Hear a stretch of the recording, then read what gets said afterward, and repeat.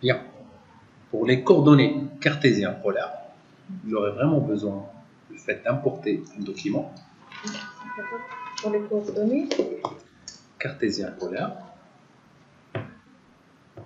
Pour importer, il y a une technique qui est hyper facile. Vous pouvez réduire les coordonnées polaires ou les coordonnées polaires.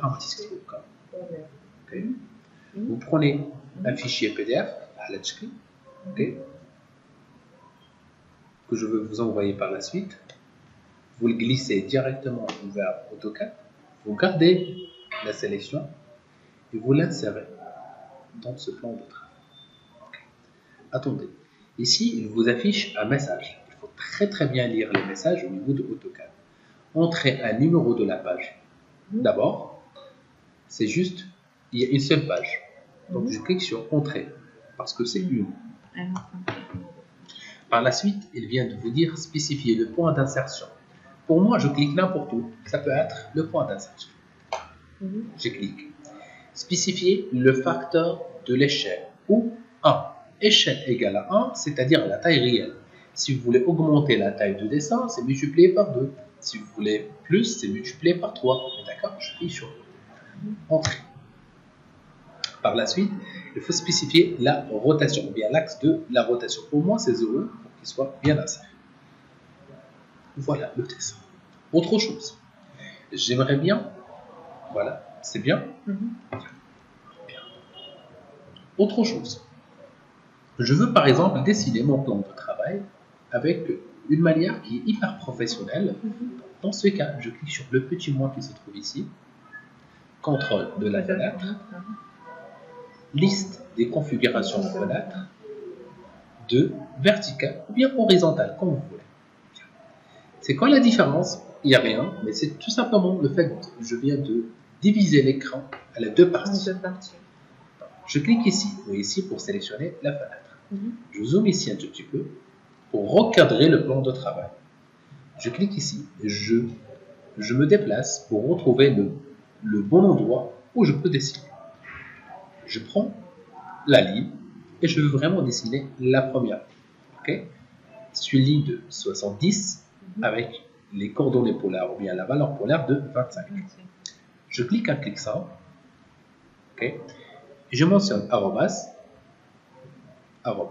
Une fois j'ai cliqué et inséré arrobas, je me suis retrouvé avec 3 cases. Arrobas, la longueur et la valeur polaire. La valeur est 69. Il y a 25 dans ce cas. Donc, 70, c'est la première valeur. Ok. Arrobas, arrobas 70 inférieur à 25. Je clique sur Entrée. Et voilà la ligne. C'est bon? Je refais la même opération. Arrobas 70 une deuxième fois. On est d'accord? Avec la valeur 97. Inférieur 97. Entrée. C'est bon? C'est bon. L'autre, elle est de 11. Faites attention, elle est de 11. C'est-à-dire qu'il faut faire vraiment l'opération de la soustraction. La moitié, les 180 moins 11. Donc, arrobas 70 toujours, inférieur. 180 moins 11, ça fait 169. J'ai une question. Oui. Donc, par exemple, quand on part à l'accord, genre des sens positifs, comme vous avez dit, on ne fait pas de soustraction. Mais quand on recule, on fait une soustraction.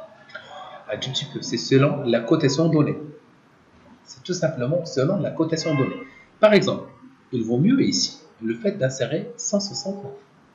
Logiquement parlant, on est d'accord? Mais c'est selon la cotation. Parfois, on se retrouve dans des cotations en mode soustraction. C'est par rapport à la mise en page. Par rapport à la mise en page du plan. On est d'accord? Bien. Par la suite, je me déplace sans toucher même la souris. Donc, arrobas 70 toujours, inférieur. Et maintenant, je veux dessiner cette ligne. Cette ligne, elle est de 119. Il faut voir l'axe de cotation. Mhm. Ok, 360 normalement, on est d'accord? 360 moins 119. Donc, 360 moins 119. 241. Donc, c'est 241. Ok. Bien, la dernière ligne qui reste, on est d'accord, il contient aussi une cotation. Est-ce que vous pouvez me donner la cotation de la dernière ligne? Alors, 70. Arrobas. 70. Arrobas, exactement, 70, Inférieur. inférieur. 360. Non, c'est Non. pas possible. Elle donne une valeur de 47. 360, Mhm. la soustraction, 270. exactement. Donc, il y a une partie, ou bien la première théorie, on peut utiliser, c'est 360 moins 47, 47.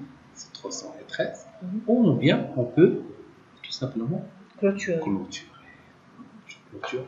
Et voilà mon premier dessin. C'est bon? Autre chose, C'est 360 moins 60 moins 40. moins 47. Par la suite, j'ai annulé et j'ai cliqué sur clore. Ouais. C'est la même chose. On est d'accord? Bien. Par la suite, Mhm. je clique pour la première fois et on va basculer la palette de Polymer. dessin, cercle. vers la notation ici. Et je trouve les cotes, ok, et je peux faire des cotations à l'aide des alignés entre ce point et ce point. Je monte un peu vers le haut. Et ben voilà, je trouve qu'il y a 70. Bien, quand vous voyez, c'est hyper bien, mais 70, elle est tout petite. Donc, je vous invite de cliquer sur la notation, bien, la palette de la notation, pour vérifier les cotations. Okay? On a texte, les cotes. Okay? Aussi, on a annoté autant que menu. Je clique sur annoter. Je clique par la suite sur la fenêtre cote, la petite flèche qui se trouve ici. Okay? Et je vais modifier. Modifier quoi exactement? La première des choses, nous allons apprendre aujourd'hui le fait d'ajuster. Ajuster l'échelle d'une manière, soi-disant, un peu totale. Donc, j'ai la valeur qui est un peu petite, donc 1, je vais utiliser 3 peut-être autant que échelle. Je ferme et je trouve bien sûr que la valeur s'augmente un tout petit peu par rapport au besoin. Je répète, soi-disant, je clique sur annoter, je clique ici un tout petit peu, modifier, ok, je peux ajuster la taille, ok, je vais utiliser 10 par exemple, si je clique sur entrée, elle est assez grande maintenant parce que c'est 10 et vous pouvez augmenter ou minimiser selon le besoin.